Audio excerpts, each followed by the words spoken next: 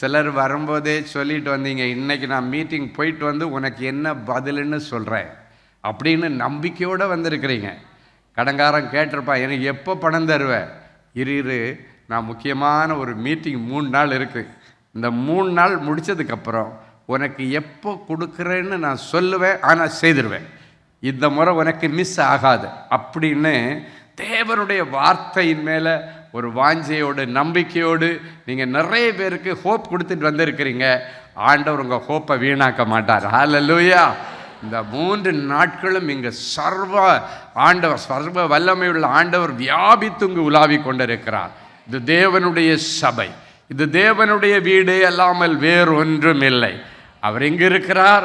கண்டிப்பாக உங்கள் எல்லாரையும் விசாரித்து உங்கள் தனித்தனியாக விசாரிப்பார். செய்தி நேரத்தில் உங்களுக்கு தெரியும், இது எனக்கு தான், ஆண்டவர் என்ன தேத்துறதுக்கு தான் இந்த வார்த்தையை கொடுக்குறாரு, இது என் பிள்ளைக்கு, என் பிள்ளையை கை தூக்கி விட ஆண்டவர் தீர்மானிச்சிட்டாரு, இது என் பிள்ளைக்கு, இது என் புருஷனுக்கு, இது என் மர்ம பிள்ளைக்கு அப்படின்னு நீங்கள் எடுத்துக்கொள்ளத்தக்கதாக கர்த்தர் ஒவ்வொருவருடைய வீட்டிலும் இந்த கூட்டங்களுக்கு பிறகு ஒரு குதூகலத்தை தருவார்.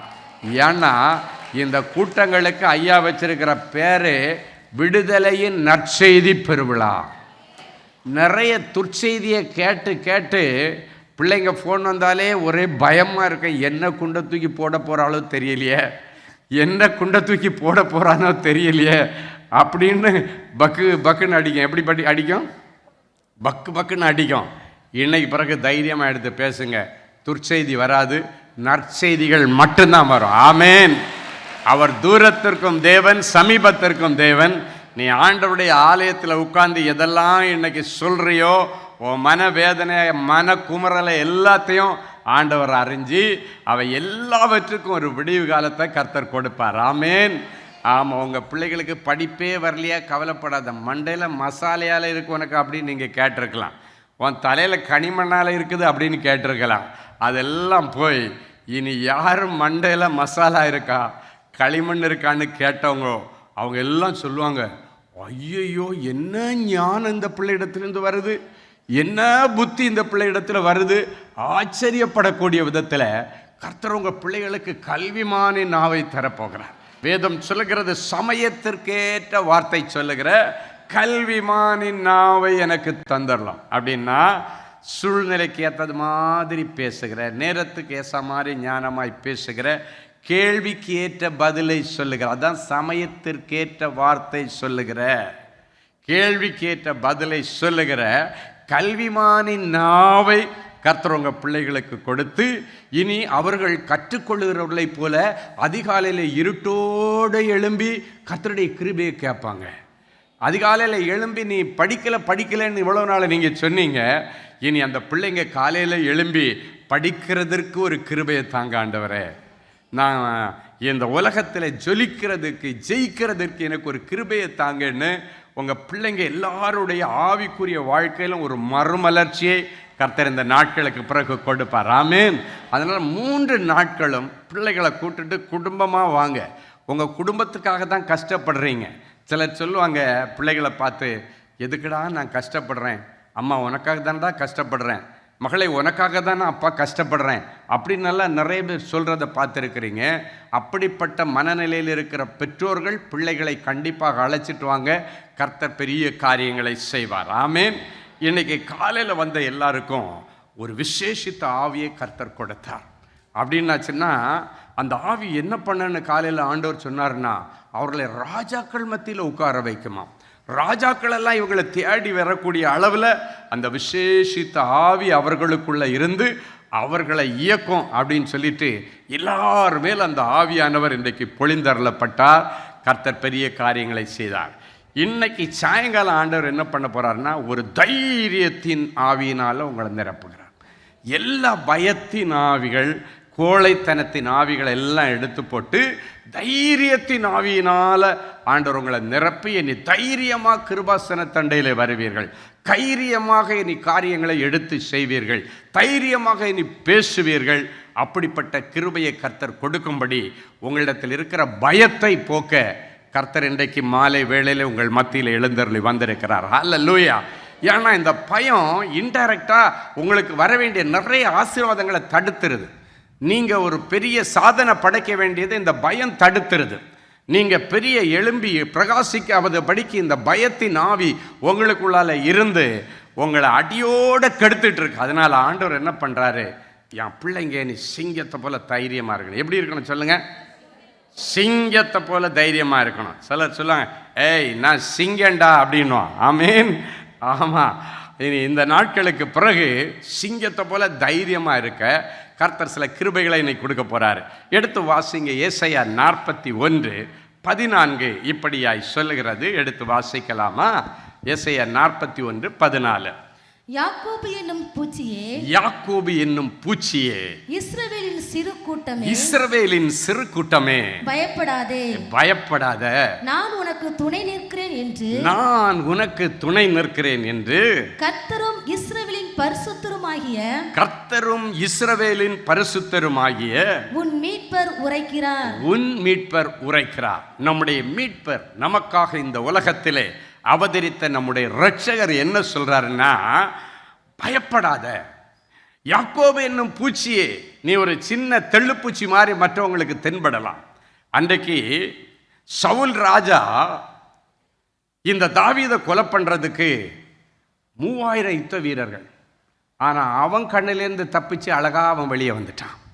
3000 யுத்த வீரர்கள் இரத்த வெறி பிடிச்சு நிற்கிறானு, இவனை கொன்னே தீர்வேன்னு ராஜாவும் அவனோடு கூட யுத்தத்திற்கு பயிற்றுவிக்கப்பட்ட 3000 யுத்த வீரர்கள் சேர்ந்து தாவீதை ரவுண்ட் பண்ணியாச்சு. அவன் அழகாக ஆண்டவருடைய கிருபையினால வெளியே வந்தான். எப்படி வந்தான் தெரியுமா? அவன் பயப்படலைங்க, தைரியமாக இருந்தான். ஏன்னா அவனுக்கு தெரியும், நான் நம்புகிற ஆண்டவர் எனக்கு துணை நிற்கிறார். ஆண்டவர் என்ன பண்ணார் தெரியுமா? இவன் மலையில் மாட்டிக்கிட்டான். இவனை இவனுடைய மெய்காப்பாளர் 2 பேர் மலையில் இருக்கிறாங்க. நம்மன்னா என்ன பண்ணும், கை காலெல்லாம் கிடுக்கிடுக்கிடுன்னு ஐயோ சுற்றிட்டான், ரவுண்ட் அப் பண்ணிட்டான், முடிஞ்சது, சோலி முடிஞ்சது, இன்னைக்கோட நம்மளை காலி பண்ணிடுவானு, அவ்வளோதான், நம்ம உடம்பு கூட வீட்டுக்கு போகாது. ஏன்னா 3000 பேர் வெறி பிடிச்சு நிற்கிறானு, இரத்த வெறி பிடித்தவர்கள். ஆனால் அவன் பயப்படவே இல்லைங்க, தைரியமாக கிளம்பி வரான். ஏன்னா அவனுக்கு தெரியும், நான் ஒரு சின்ன தெள்ளுப்பூச்சி, ஆனால் இந்த தெள்ளுப்பூச்சி அவனால் அழிக்க முடியாது. இந்த தெள்ளுப்பூச்சிக்குள்ள கர்த்தர் இருக்கிறார். அதான் யாக்கோபு என்னும் பூச்சியே அப்படின்னு இந்த வசனம் சொல்லுது. இஸ்ரவேலின் சிறுமந்தையை பயப்படாத, நான் உனக்கு துணை நிற்கிறேன். அங்கே அவங்க 2 பேர் தான் இருந்தாங்க, தாவீதும் அவனுடைய மெய்காப்பாளனும். ஆனால் ஆண்டவர் எப்படி எஸ்கேப் பண்ணார் தெரியுமா? 3000 பேருக்கு அனஸ்தீசியா கொடுத்துட்டாங்க. ஒரே நேரத்தில் அனஸ்தீசியா. பிரதர், பைபிளில் அனஸ்தீசியான்ற வார்த்தையே இல்லையே பிரதர், நீங்கள் எப்படி பிரதர் சொல்கிறீங்க 3000 பேருக்கு அனஸ்தீசியா கொடுத்தாருன்னு? ஒரு நாள் ஆதாமுக்கு அனஸ்தீசியா கொடுத்து சர்ஜரி பண்ணார். டர் அப்படின்னு கிழிச்சாரு, ஒரு எலும்பை பட்டக்குன்னு உடைச்சாரு, ஒரு நல்ல ஸ்திரியை உருவாக்கி எந்த மனுஷனிடத்துலேருந்து எலும்பு எடுக்கப்பட்டது அவங்கள்ட்ட கொண்டு வந்தப்போ அவனுக்கு ஒரு நல்ல மனைவியை கொடுக்குறேன்னு கொடுத்துட்டார். அது ஒரு நேரத்தில் ஒருத்தனுக்கு தான் அன்னைக்கு அந்த அனஸ்தீசியா. அதுக்கு பைபிளில் என்ன வார்த்தை போட, அயர்ந்த நித்திரை. சொல்லுங்க, அனஸ்தீசியா என்ன தெரியுமா? அயர்ந்த நித்திரை. ஒன்று அடித்தா கூட வெட்டினாலும் ஒன்றுமே தெரியாது, அதுதான் அயர்ந்த நித்திரை. அப்போ அவனுக்கு அன்னைக்கு தனியாக ஒரு அனஸ்தீசியா கொடுத்த ஆண்டவர், நீங்கள் 3000 பேரை வர்றீங்க, என் பிள்ளைய நீ அழிச்சிருவியா? என் பிள்ளை தெள்ளுப்பூச்சி மாதிரி தான் இருக்கிறான், ஆனால் நான் அவனுக்கு துணையாக இருக்கிறேன். அல்லேலூயா. ஆண்டவர் என்ன பண்ணார், இவங்கள்ட்ட இருந்து காப்பாற்றுறதுக்கு 3000 பேருக்கும் வேதம் சொல்லுது அயர்ந்த நித்திரையை வர பண்ணி இருந்தார். அயர்ந்த நித்திரை பண்ணினாங்கன்னு சொல்லல, அசந்து தூங்கிட்டாங்கன்னு சொல்லல, அது இயல்பாக அவன் தூங்குறது. ஆனால் கர்த்தர் அவர்களுக்கு அயர்ந்த நித்திரையை வரப்பண்ணி. அதான் சொன்னேன், ஆண்டவர் அவங்களுக்கு அனஸ்தீசியா கொடுத்துட்டாரு. ஆண்டவர் அனஸ்தீசியா கொடுக்கறதுக்கு இன்ஜெக்ஷனை தூக்கிட்டு வந்து அவனுடைய இடுப்பில் அடிக்கவோ கையில் அடிக்கவோ முதுகு தண்டில் அடிக்கவோ எல்லாம் அவசியமே இல்லை. பார்த்தா போதும் அனஸ்தீசியா உள்ளே போயிடும். ஹல்லேலூயா. ஆமாம், ஆண்டவர் மனசில் நினைச்சா போதாங்க, ஏய் தூங்குடா அப்படின்னா சொன்னா அழகாக 3000 பேர் வெறிப்பிடிச்சு வந்தவன் தூங்கிட்டு இருக்கிறான். இப்போ அவங்க 2 பேரும் அப்படியே வெளியே கொண்டு வந்து இந்த மலையிலேருந்து அடுத்த மலையில் போய் நின்றுட்டு தாவீது காலையில் சொல்கிறான், இந்த தெள்ளுப்பூச்சியை வேட்டையாட வந்தீங்களான்னு கேட்குறான். இன்னைக்கு உன்னை வேட்டையாடணுன்னு நிறைய பேரை நினச்சிட்டு இருக்கிறான். உன்னுடைய கற்பை வேட்டையாடணுன்னு நினைக்கலாம், உன் பேரை வேட்டையாடலான்னு நினைக்கலாம், இல்லைன்னா உன்னுடைய குடும்பத்தை வேட்டையாடிடலான்னு நினைக்கலாம். உன்கிட்ட சவால் விட்டுருப்பான், நீ எப்படி வாழ்கிறேன்னு நான் பார்க்குறேன், நீ எப்படி வேலையில் சேர்றேன்னு நான் பார்க்குறேன், உனக்கு கல்யாணம் எப்படி நடக்குதுன்னு நான் பார்க்குறேன். அப்படின்னு சொன்னவன் முறிஞ்சு விழுந்துருவான், நீயோ எழுந்து நிமிர்ந்து நிற்பாய். ஹல்லேலூயா. ஏன்னா அவனுடைய அந்த அவிஞ்ச புத்திக்கு அவன் அவிஞ்சு போவான். உன் நல்ல புத்திக்கு ஆண்டவனுக்கு நல்லதை வைப்பார். ஹல்லேலூயா. என் அன்பு தேவனுடைய பிள்ளைகளை, இந்த வசனம் சொல்லுகிறது, நீ இன்றைக்கு மற்றவர்களுக்கு முன்பாக ஒரு தெள்ளு பூச்சிய மாதிரி இருக்கலாம். அப்படியே கிள்ளி தூக்கி உன்னை போட்டுலான்னு நிறைய பேர் நினைப்பாங்க. ஆனால் ஆண்டவர் உன்னை கிள்ளி போடுறதுக்கு நீ ஒன்று கீரை இல்லை, நீ ஒரு பூ இல்லை. ஆண்டவருடைய உன்னதமான படைப்பு, அவருடைய விசேஷித்த படைப்பு, உன்னை பிரமிக்கத்தக்க அதிசய படைப்பை ஆண்டவர் உண்டாக்குனது. கண்டவெல்லாம் அப்படியே ஒரு பூவை அப்படி கிள்ளி தூக்கி போடுற மாதிரி, உன்னை கிள்ளுக்கிற மாதிரி தூக்கி போடுறதுக்கு இல்லை, உன்னை மகிமைப்படுத்தி அழகு பார்க்க ஆண்டவர் விரும்புகிறார். அதனால தான் இன்னைக்கு சொல்கிறாரு, பயப்படாத மகளே, நான் உனக்கு துணை நிற்கிறேன். இன்னைக்கு நீ சின்ன கூட்டம்தான், நீ ஒரு சின்ன பலனில் தான் இன்னைக்கு வந்திருக்கிற, பெரிய பலன் எல்லாம் இல்லை. ஆண்டவர் சொல்கிறாரு, உனக்கு இருந்த கொஞ்சம் பலத்தில் நீ வந்திருக்கிறீங்க. உனக்கு கொஞ்சம் பலன் இருந்தும் என்னுடைய அழைப்பை நீ ஏற்று மறுதளிக்காமல் வந்தபடினால இதோ திறந்த வாசலை உனக்கு முன்பதாய் வைக்கிறேன். அதை நீ ஒருவனும் மூட முடியாது. பாதாளத்தின் திறவுகள் அதை மேற்கொள்ள முடியாது. யாரெல்லாம் உன்னை அடிக்கணும்னு நினைச்சானோ அவங்க முன்னிலையில் நீ தலை நிமிர்ந்து வாழ உதவி செய்வார். ஆமேன். நீ நினைக்கலாம், ஆண்டவரே இவனுக்கு நான் எந்த கேடும் பண்ணலையே ஆண்டவரே, ஏன் என் பிரச்சனையிலே வந்து விழுறான், இவனுக்கு எனக்கு என்ன சம்பந்தம் இருக்கு ஆண்டவர், ஒன்றுமே இல்லையே, என்ன தான் டார்கெட் வச்சு அடிக்கிறானே, வேலை செய்கிற இடத்துல எல்லாரையும் விட்டுறான், என்னை மட்டும் டார்கெட் வைக்கிறான், நான் பணிக்கு போகிற இடத்துல பள்ளிக்கூடத்துக்கு போகிற இடத்துல எல்லாரையும் விட்டுறான், என்னை மட்டும் டார்கெட் பண்ணுறான் அப்படின்னு நீங்கள் நினைக்கிறீங்களா? ஆண்டவர் உங்களை எங்கேயோ கொண்டு போகிறாருன்னு அர்த்தம். ஏன்னா இந்த பிசாசுக்கு தெரியும் இவன் பெரிய ஆளாக போகிறான், அதனால இவனை அழிச்சிடணும், இவனுக்குள்ள டிப்ரெஷனை கொடுத்துடணும், இவன் பயம் காட்டிடணும், பயத்தில் இவன் ஒழுங்காக எக்ஸாம் எழுதக்கூடாது, பயத்தில் இன்டர்வியூ இவன் சரியாக அட்டன் பண்ணக்கூடாது, இவனை பயத்திலே வச்சு இவனை அழிச்சிடணும்னு நினைப்பான். எப்போ தெரியுமா அவன் நினைப்பான், இவனுக்கு எங்கேயோ ஆண்டவர் உயர்ந்த இடத்த வச்சிருக்காருன்னு அவன் கண்டுபிடிச்ச உடனே தான் அழிக்கவே பிளான் பண்ணுவான். நம்ம என்ன பண்ணணும், நீ அழிக்க வந்துட்டியா அப்படின்னா என் ஆண்டவர் என்ன உயர்த்த போறாருன்னு அர்த்தம். ஹல்லேலூயா, ஹல்லேலூயா. ஆமாம், தாவீதுக்கு முன்னால் கோலியாத்துன்னு ஒருத்தன் இருந்ததுனால தான் தாவீதுடைய மேன்மை ஜனங்களுக்கு தெரிஞ்சது. ஆமேன். ஜனங்கள் சொன்னாங்க, இந்த சவுல் கொண்டது 1000, ஆனால் தாவீது கொண்டது 10,000 சொல்லி எப்போ தெரியுமா சொன்னான், அந்த கோலியாத்தை வீழ்த்தும் பொழுது. நிறைய கோலியாத்து உனக்கு முன்னால் நின்று சவால் விடுறான், அந்த கோலியாத்துகளை அழித்து அதே கோலியாத்துகளுக்கு முன்பாக கர்த்தர் உன் பெயரை பெருமைப்படுத்த போறார். எத்தனை பேர் ஆமேன்னு சொல்ல முடியும்? அதுக்காக கர்த்தருடைய கரத்தில் இன்றைக்கு உங்களை இயக்க விரும்புகிறார். ஆண்டவர் உண்மையில வந்து தங்கி இனி ஞானமாய் ராஜரீகம் பண்ண வேண்டும் என்று விரும்புகிறார். என் அன்பு தேவனுடைய பிள்ளைகளே, இந்த வசனத்தின்படி நீ சின்ன கூட்டமாக தான் இருக்கிற, ஆனால் பயப்படாத, நான் உனக்கு துணை நிற்கிறேன். ஆமேன். அன்றைக்கு இஸ்ரவேல் ஜனங்கள் அந்த கானான் தேசத்துக்காக எகிப்திலிருந்து புறப்படும் பொழுது முதல்ல சந்தோஷமாக குஷியாக கிளம்பிட்டாங்க. ஆனால் கிளம்பி வரும்பொழுது தான் தெரியுது, இங்கே செங்கடல் முன்னால் நிற்குது, பின்னால் அந்த எகிப்தின் இராணுவம் அவங்கள துரத்திக்கிட்டே வருது. பயந்து போயிட்டாங்க. ஐயோ, இப்போ தானே இவன் ரிலீஸ் பண்ணான், அதுக்குள்ளால மறுபடியும் துரத்திட்டு வர்றானா, மறுபடியும் எங்களை அடிமையாக வைக்கணும்னு நினைக்கிறானா என்று அவங்க பயந்து நிற்கும் பொழுது, இங்கே போனால் கடலுக்குள்ளால அழிஞ்சிருவோம், பின்னால் போனால் பழையது போல் 430 வருஷங்கள் அடிமையாக இருந்து அவங்கள்ட்ட பட்ட பாடு, அவங்க கொட்டெல்லாம் வாங்கிட்டு அவங்க போட்ட மிதியெல்லாம் வாங்கிட்டு இருந்த அந்த வேதனை ரெண்டுக்கும் மத்தியில் நின்று இஸ்ரவேல் ஜனங்கள் அந்த செங்கடலுக்கு கரையில் நின்று பரலோகத்தை நோக்கி அண்ணாந்து பார்த்தார்கள். ஏன்னா பயம், ஒரு விதமான பயம், அழிஞ்சிருவோமோ, மறுபடியும் இந்த லெவல் வந்துருமோ, மறுபடியும் பழையது போல நம்மளை இழுத்துட்டு போயிடுவானுங்களோ, அடிமையாக வச்சிருவானுங்களோ, பயந்து நிற்கிற நேரத்தில் மோசே மூலமாய் கர்த்தர் பேசினார், பயப்படாதீர்கள், இந்த எகிப்தின் தேசத்துக்கு நீங்கள் இந்த எகிப்தின் சேனைக்கு நீங்கள் பயப்படாதீங்க, இன்றைக்கு நீங்கள் நின்று கொண்டு கர்த்தர் உங்களுக்கு செய்யும் ரட்சிப்பை நீங்கள் பார்க்க போகிறீர்கள். இன்றைக்கு கண்ட எகிப்தியனை இனி என்றைக்குமே காண மாட்டீர்கள். ஹல்லேலூயா. அவங்க பயந்திருக்கிறாங்க. யாத்திராகமம் 13:14 சொல்கிறது, அப்பொழுது மோசே ஜனங்களை நோக்கி, பயப்படாதிருங்கள், நீங்கள் நின்று கொண்டு கர்த்தர் உங்களுக்கு செய்கிற நன்மை இன்னைக்கு ட்ரேஸ் பண்ண போறீங்க. ஆண்டவர் இந்த இடத்துல என்ன செய்ய போறார் பார்க்க போறீங்க. இன்றைக்கு கண்ட எகிப்தியனை இனி பார்க்க மாட்டீங்க. ஐயோ, மறுபடியும் இவங்கிட்ட போய் சிக்கணுமா அப்படின்னு நீங்க யோசித்து பயப்படாதீங்க. இவனுகளை நீங்க பார்க்கவே விட மாட்டார் என்று சொல்லி கையில் இருந்த அந்த கோலை எடுத்து நீட்டினான். செங்கடல் 2ஆக பிளந்தது.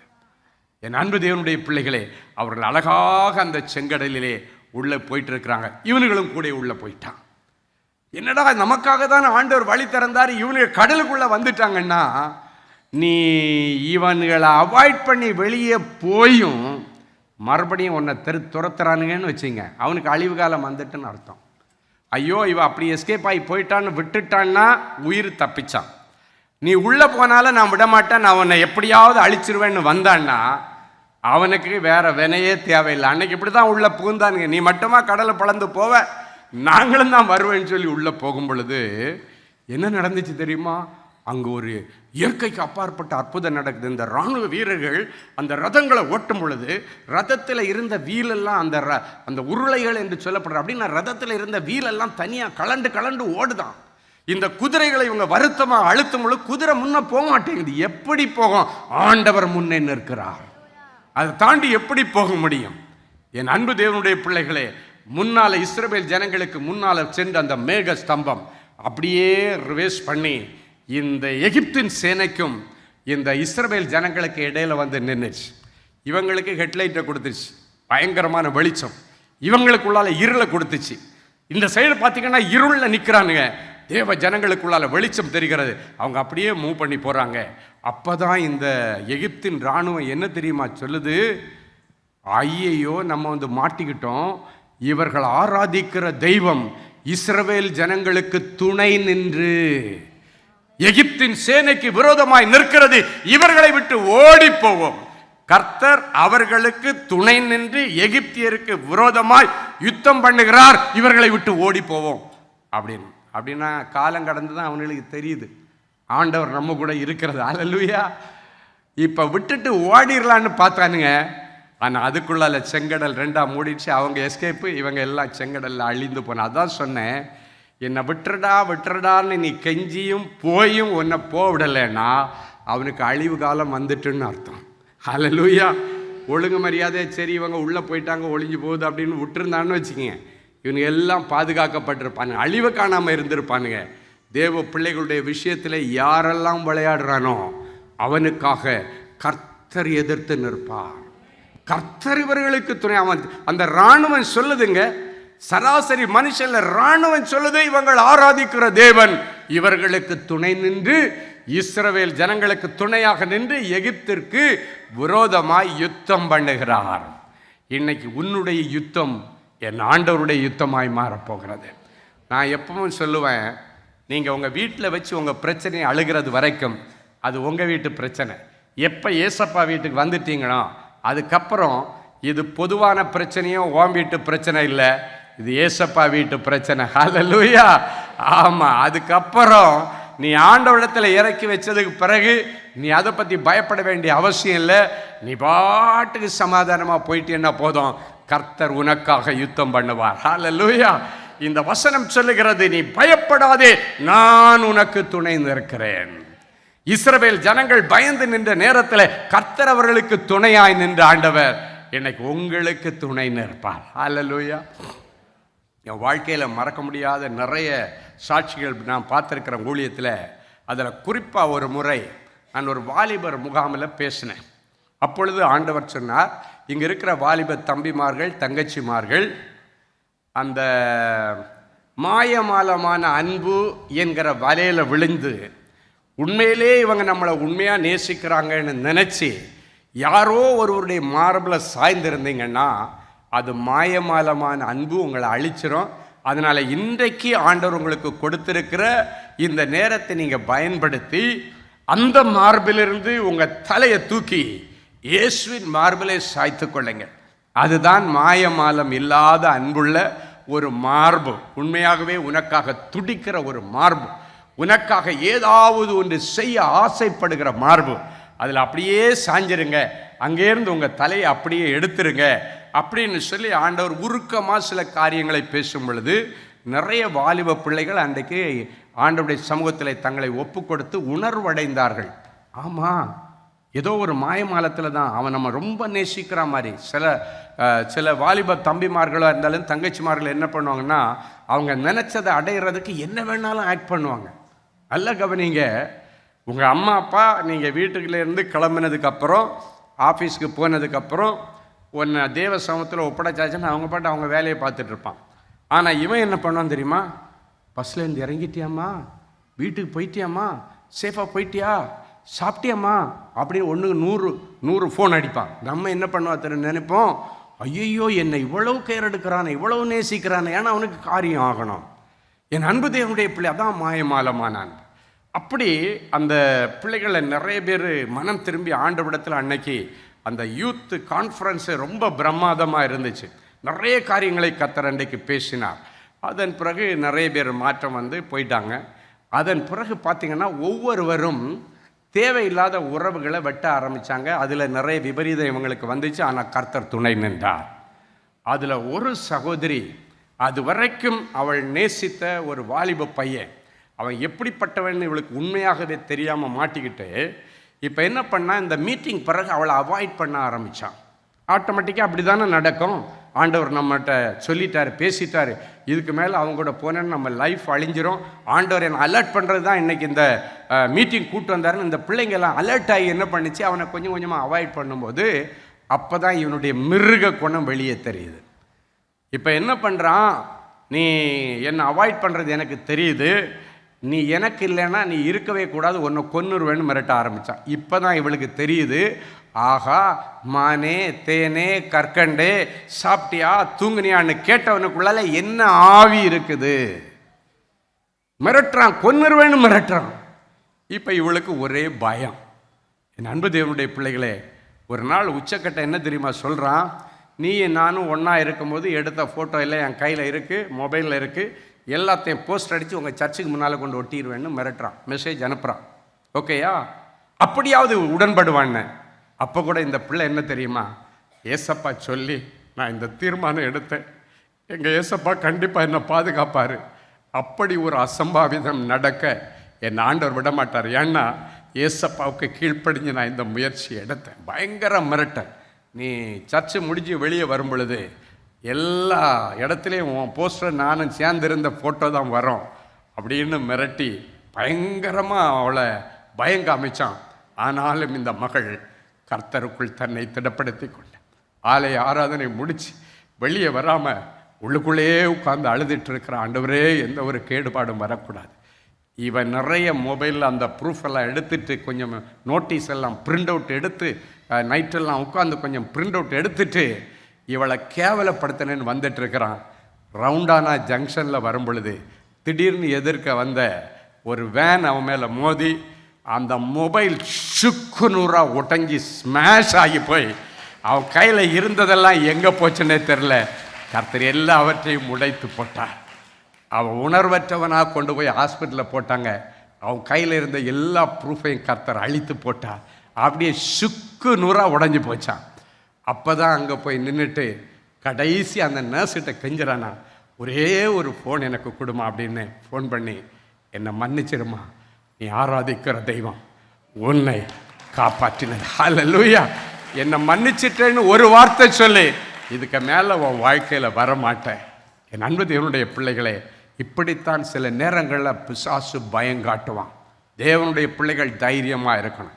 உங்கள் பாதுகாக்க கர்த்தர் உங்களுக்கு துணையாக பக்கபலமாக இருப்பார். அதன் பிறகு அந்த ஊருக்கு நான் ஊழியத்துக்கு போகும்பொழுது தான் அந்த மகள் சொன்ன காரியம், என் ஆண்டவர் எவ்வளவு நல்லவர் என்றதை நான் ஒவ்வொரு நாளும் டேஸ்ட் பண்ணுறேன். ஹல்லேலூயா.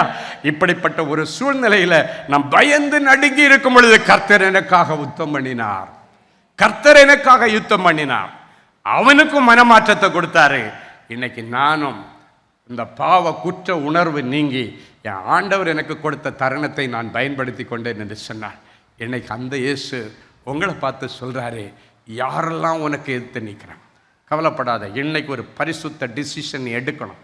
நீ இருந்த அந்த எகிப்தில் நீ இருக்கக்கூடாது. எகிப்தில் இருக்கக்கூடாது. அந்த எகிப்தின் பாவமோ அனுபவமோ உறவோ உனக்கு இருக்கக்கூடாது. வேதம் சொல்லுகிறது, பாபிலோனிய ஸ்திரீடத்தில் குடியிருக்கிற சீயோனே, அதிலிருந்து உன்னை விடுவித்துக்கொள். பிற்பாடு மகிமை உண்டாகும் என்று சேனைகளின் கர்த்தர் சொல்லுகிறார்.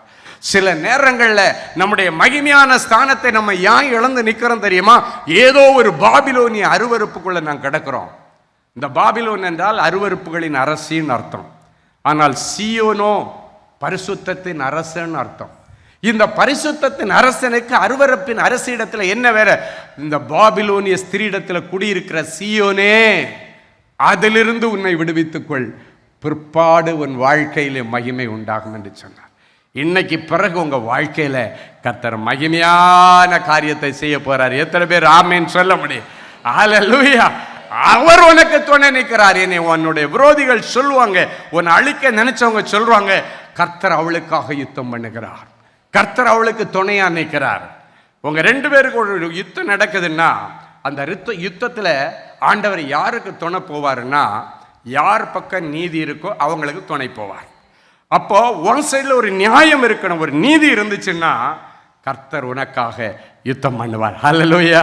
பயப்படாதே, வலக்கரத்தாலே பாதுகாப்பேன் என்றதாலே ஸ்தோத்திரம். பயப்படாதே, வலக்கரத்தாலே பாதுகாப்பேன் என்றதாலே ஸ்தோத்தி. பாசமின் மேல் நீர் வைப்பதினால் பறிக்க இயலாது வரும் என்னை. பாசமின் மேல் நீர் வைத்ததினால் பறிக்க இயலாது வரும் என்னை. பாசமின் மேல் நீர் வைத்ததினால் பறிக்க இயலாது வரும் என்னை. பாசமின் மேல் நீர் வைத்ததினால் பறிக்க இயலாது வரும் என்னை. என்னை மறவா இயேசுநாதா, உந்தன் தயவால் என்னை நடத்தும். ஹல்லேலூயா. ஆமா, ஆண்டவர் நம்ம மேல பாசம் வச்சிருக்கும் பொழுது யாராவது உன்னை பறிக்க முடியுமா? பறிக்க முடியாது. ஹல்லேலூயா. எனவே இன்னைக்கு உங்க டோட்டல் ஃபேமிலி ஆண்டவர்கிட்ட சரண்டர் பண்ணிடணும். ஆண்டவரே, என்னை அர்ப்பணிச்சிருக்கிறேன், நான் கபடு வாது சூது நிறைஞ்ச உலகத்தில் வாழ்கிறேன் ஆண்டவரே, இதில் எப்படி வாழணும்னு எனக்கு கற்றுத்தாங்க ஆண்டவரே. எனக்கு எந்த அன்பு உண்மையானது, எது மாயமாலமானது, எனக்கு ஒன்றுமே புரியல ஆண்டவரே. இந்த சிச்சுவேஷனில் எனக்கு உதவி செய்யுங்கன்னு சொல்லி பாருங்க. ஒவ்வொரு பிரச்சனைகளையும் தைரியமாய் மேற்கொள்ள கர்த்தர் உதவி செய்வார். இந்த பயம் என்ன பண்ணன்னா, இது ஒரு அவிசுவாசத்திற்கு அறிகுறி, அவிசுவாசத்திற்கு அடையாளம். இது ஒரு மனுஷனுக்குள்ளால முதல்ல டிப்ரெஷனை கொண்டு வருது, அதன் பிறகு அவனுடைய தூக்கத்தை கெடுத்துருது. நிறைய பேருக்கு டிப்ரெஷன் வந்தால் நைட்டெல்லாம் முழிச்சிட்டு இருப்பாங்க, ஏன்னா தூக்கம் வராது. அந்த டிப்ரெஷன் ஆவி என்ன பண்ணும், அவனுடைய எதிர்காலத்தை குறித்து யோசிக்க வைக்கும். இதுக்கு மேலே எனக்கு வாழ்வில்லை, இதுக்கு மேலே எனக்கு முன்னேற்றம் இல்லை, அவ்வளோதான், எல்லாம் முடிஞ்சு போச்சுன்ற அந்த அவிசுவாசத்தை அவனுக்குள்ளால போட்டு அவனை டிப்ரெஷனில் வைக்கும். அந்த டிப்ரெஷன் தான் பின் நாட்களிலே மன அழுத்தமாய் மாறுகிறான். அந்த மன அழுத்தம் தான் இன்னும் கொஞ்ச நாள் போகும் பொழுது மனநிலை பாதிப்பை கொண்டு வருகிறது. அதுக்குள்ளால தேவனுடைய ஜனமே, இன்றைக்கு நீங்கள் இருக்கிற கொஞ்சம் பலத்தில் ஆண்டவரை பிடிச்சிட்டு நீ எழும்பி நிற்கணும். உன் வாயில விசுவாச வார்த்தைகள் வரணும். அவிசுவாச வார்த்தை உன் வாயில வரவே கூடாது. விசுவாச வார்த்தைகள், ஒரு பாசிட்டிவ் எனர்ஜி இன்னைக்கு கர்த்தர் உனக்குள்ளே வைக்கிறார்.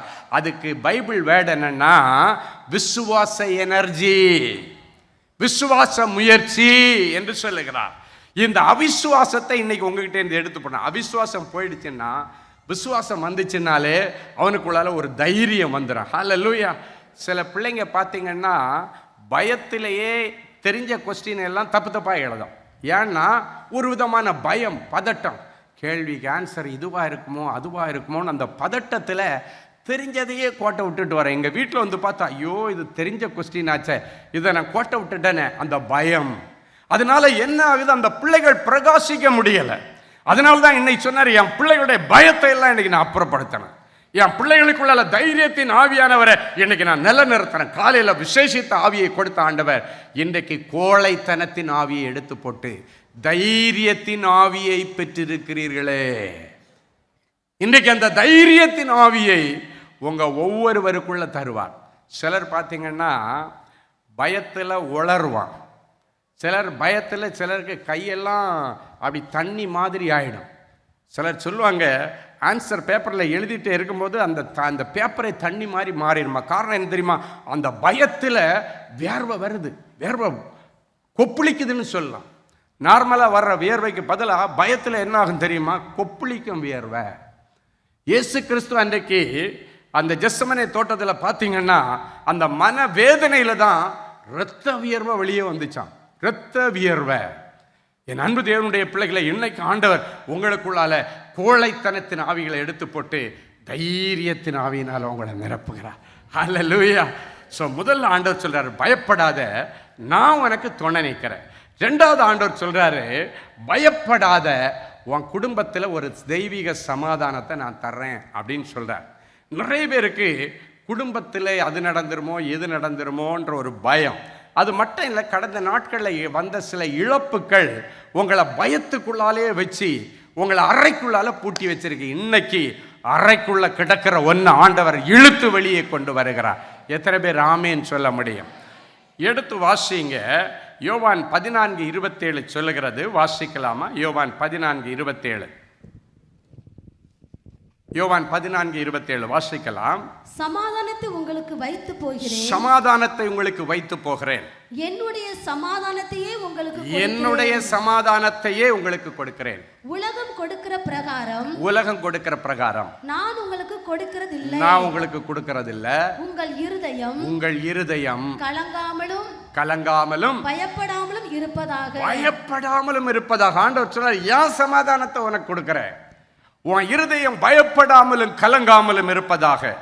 இது எப்போ ஆண்டவர் சீடர்களை பார்த்து சொன்னாருன்னா, அவர் தன்னுடைய பாடு மரணங்களுக்குள்ளால போறதுக்கு முன்னாடி அட்வான்ஸாகவே சொல்லிட்டார். கலக்கங்கள் வரப்போகிறது, இழப்புகளை நீங்கள் பார்க்க போறீங்க, நான் மரித்து அடக்கம் பண்ணப்பட்டு உயிரோடு எழும்பி பரலோகத்துக்கு போகிறேன். ஆனாலும் அப்படிப்பட்ட சூழ்நிலைகள் வரும் பொழுது நான் உங்க கூட இருக்க மாட்டேன், ஆனால் என் சமாதானம் உங்களோடு இருக்கும். என் சமாதானத்தை உங்களுக்கு வைத்து போகிறேன், உங்கள் இருதயம் பயப்படாமலும் கலங்காமலும் இருப்பதாக. ஆண்டவர் ஆல்ரெடி சொல்லிட்டு தான் செய்தார். இன்னைக்கு உங்களுக்கு அதை சொல்றார். ஹல்லேலூயா. உங்க இருதயம் எதை கண்டும் பயப்படாமலும் கலங்காமலும் இருக்கிற, ஏன்னா ஆண்டவருடைய சமாதானத்தை உனக்கு கொடுத்திருக்கிறார். என் அன்பு தேவனுடைய பிள்ளைகள், ஆனாலும் இவனுங்களுக்கு ஆண்டவர் சொன்னதெல்லாம் மறந்துட்டாங்க. ஒரு நாள் இயேசு மரித்து அடக்கம் பண்ணப்பட்டு உயிரோடு எழும்பினதற்கு பிறகு இவங்க என்ன பண்றாங்கன்னா, அறை கதவை சாத்திட்டு யூதருக்கு பயந்ததினால். ஒரு வசனத்தை எடுத்து வாசிங்க மகளே. யோவான் 20:19. யோவான் 20:19 வாசிங்க. வாரத்தின் முதல் நாளாகிய அன்றைய தினம் சாயங்கால வேளையிலே சீஷர்கள் கூடியிருந்த இடத்தில் யூதர்களுக்கு பயந்ததினால் கதவுகள் பூட்டி இருக்கையில் இயேசு வந்து அவர்கள் நடுவே நின்று உங்களுக்கு சமாதானம் என்றார். எல்லாரும் ஒரு நிமிஷம் என்ன பாருங்க. இவ்வளவு தூரம் சொல்லியும் இவனுக்குள்ளால ஒரு அவிசுவாசம். அப்ப பாருங்க, மறுபடியும் உள்ளுக்குள்ள போய் யூதர்களுக்கு பயந்து. இன்னைக்கு யாருக்கு பயந்து நீ அறைக்குள்ளால இருக்கிற? யாருக்கு பயந்து வீட்டு கதவை சாத்திட்டு உட்கார்ந்து இருக்கிற? அந்த பயத்திலிருந்து ஆண்டவர் ஒன்றை வெளியே கொண்டு வரார். சிலர் பார்த்தீங்கன்னா, புருஷன் குடிச்சிட்டு வந்தாச்சுன்னா பயந்து கதவையெல்லாம் சாத்திட்டு பிள்ளைங்க லாக் பண்ணிடும், மனைவி போய் லாக் பண்ணிடுவோம். ஏன்னா இந்த மனுஷன் குடிச்சிட்டு வந்தால் மனுஷனாகவே இருக்க மாட்டார், மிருகத்தனமாக மாறிடுவார். அப்போ பாருங்க, பயந்து போய் அப்படியே அறைக்குள்ளால சாத்திட்டு உட்கார்ந்துருப்பாங்க. எனக்கு தெரிஞ்ச ஒரு முறை ஒரு சகோதரி வந்து ஜெபிக்க வரும்பொழுது சொன்னாங்க, என் புருஷனுடைய ரட்சிப்புக்காக ஜெபம் பண்ணுங்க, துரிதமாக ரட்சிப்பு வேணும். நான் சொன்னேன், கண்டிப்பாக ஆண்டவர் கொடுத்துருவார் அப்படின்னும் தான் அவர் சொல்கிறாங்க, ஒவ்வொரு நிமிடமும் அந்த ரட்சிப்பு தாமதிக்க எங்களுக்கு ஏதாவது ஒன்று ஆயிடுமோன்னு நாங்கள் பயந்துட்டுருக்கோம். நான் கேட்டேன், அப்படி பயப்படுற அளவுக்கு ஒரு புருஷன் அப்படி கொடூரமாவா இருக்கார்? அவர் சொல்கிறா, மதுபானத்தை குடிச்சிட்டு வந்து பல்ல கடிப்பு நறுக்குன்னு அப்படியே அப்படி சத்தம் வெளியே வரும், அந்த பல்லு கடிக்கிறது. இந்த அம்மா சொல்லுது, அந்த பயத்தில் எனக்கு தானாக யூரின் போயிடுன்னு சொல்லுதுங்க. ஒரு மனைவி சொல்கிறாங்க, அவ்வளோ பயங்கர கொடூரமாக இருப்பார், அப்படி பல்லு கடிக்கிறதுலே இந்த அம்மாவுக்கு தானாக யூரின் போகுதுன்னா எப்படிப்பட்ட ஒரு பயம் அவங்களுக்குள்ள இருக்கு பாருங்க. நான் சொன்னேன், பயப்படாத மகளே, இன்னைக்கு ஜெபம் பண்ணோம். அவருக்குள் இருக்கிற முரட்டாட்டத்தின் ஆவி, அவருக்குள் இருக்கிற இந்த இந்த இந்த அவருக்குள் இருக்கிற இந்த துர்க்குணத்தின் ஆவி, அவருக்குள் இருக்கிற இந்த மதுபான வெறியின் ஆவியை கர்த்தர் இன்னைக்கு அப்புறப்படுத்துவார். ஏன்னா நீ சொன்னதை ஆண்டவர் கேட்டார். ஒவ்வொரு நிமிஷமும் அந்த ரட்சிப்பு தாமதிக்க எங்களுக்கு ஏதாவது ஒன்று ஆயிடுமோ பயமாக இருக்குது. ஏன்னா அவங்க சொன்னாங்க, பிள்ளைகளை விரட்டி அடிக்கிற அப்பாவை பார்த்துருப்பீங்க, படக்கூடாத இடத்துல அடிப்படுற அளவுக்கு போட்டு மிதிப்பாராம். அது கூட அவருக்கு தெரியல. நம்ம பிள்ளை, அதுவும் பொம்பளை பிள்ளை, வயசுக்கு வந்த பிள்ளை அப்படின்னு கூட இல்லாத அளவுக்கு கீழே விழுந்து கெஞ்சினா கூட காலெடுத்து மிதிப்பார். அப்படிப்பட்ட ஒரு கொடூரமான தகப்பன். இந்த தாய் கண்ணீரோட சொன்னாங்க. நான் சொன்ன, ஆண்டவரே, எனக்கு அந்த தாய் சொல்லும் பொழுது உடம்பெல்லாம் அப்படி நடுங்குது ஆண்டவரே அப்படின்னா இவங்களுக்கு எப்படி இருந்திருக்கும். அது வாலிப பிள்ளைகளை மிதிக்கிற அளவுக்கு அது வெறியின் ஆவி, முரட்டாட்டத்தின் ஆவின்னு அதுக்கு பெயர் பைபிளில். இந்த முரட்டாட்டத்தின் ஆவியை கர்த்தர் எடுத்து போட்டு, ஆண்டவரே, அவருக்குள்ளால ஒரு நீடிய சாந்தம், நீடிய பொறுமையை, உங்களுக்குள் இருக்கப்பட்ட காணப்பட்ட இந்த நீடிய பொறுமையை தாங்க. இப்போ இந்த சகோதரி என்னிடத்தில் வந்து முறையிடல், ஆண்டவரே உங்ககிட்ட முறையிட்டிருக்கா, நீங்கள் இதை கேட்டுட்டு நீ பதில் போகாமல் போகிறதற்கு நீ சாதாரண மனுஷன் அல்ல, ஜபத்திற்கு பதில் கொடுக்கிறவர் என்பது உடைய நாமம். இன்னைக்கு இந்த ஜபத்திற்கு பதில் தரணும். அப்போ அந்த மகளுக்காக நான் ஜெபிக்கும் பொழுது ஆண்டவர் சொன்ன ஒரு மங்கள வார்த்தை, தெற்கத்திய வெள்ளங்களை திருப்புகிறது போல அவருடைய இருதயத்தை நான் திருப்புவேன், உன் புருஷனுடைய இருதயத்தை நான் திருப்புவேன் சொல்லிட்டு ஆண்டவர் சொன்னார், இன்று கண்ட அந்த எகிப்தியனை இனி அவன் என்றைக்கும் காண முடியாது. அதுக்கப்புறம் என்னாச்சுன்னா, ஒரு நாள் கீழே விழுந்து வாரி வரும்பொழுது அவருக்கு கை செயல்படலை, ஒரு கை தூக்க முடியலை, சாப்பிட முடியலை. அப்போ தான் எந்த பிள்ளைய காலால் மிதிச்சாரோ அந்த பிள்ளை ஸ்பூன் எடுத்து சாப்பாடை ஊட்டி கொடுக்கும் பொழுது மடன்னு அவருடைய கண்களில் இருந்து கண்ணீர் வருது. சொல்கிறாராம், என் காலால் எத்தனை மிதி வாங்கியிருக்கேன், இன்றைக்கி என் கை ஒடுங்கி கிடக்கும் பொழுது, என்னுடைய முட்டி உடஞ்சி கிடக்கும் பொழுது, நான் நொண்டி வரும் பொழுது நீ அதை பார்த்து பழி தீர்க்கலையே, எப்படி எனக்கு அன்போடு சாப்பிடுங்க டேடின்னு என்னால் எப்படிமா அந்த சாப்பாடு ஊட்ட முடியுது.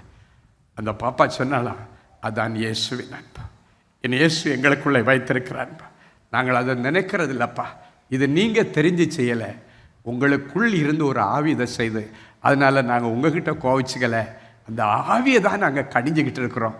இந்த மகள் சொன்ன பொழுது அந்த தகப்பனுடைய கண்களில் இந்த மடமடன்னு கண்ணீர் வந்து, அதுதான் மனம் திரும்பதிலின் கண்ணீர். குடும்பத்தை கூப்பிட்டார்.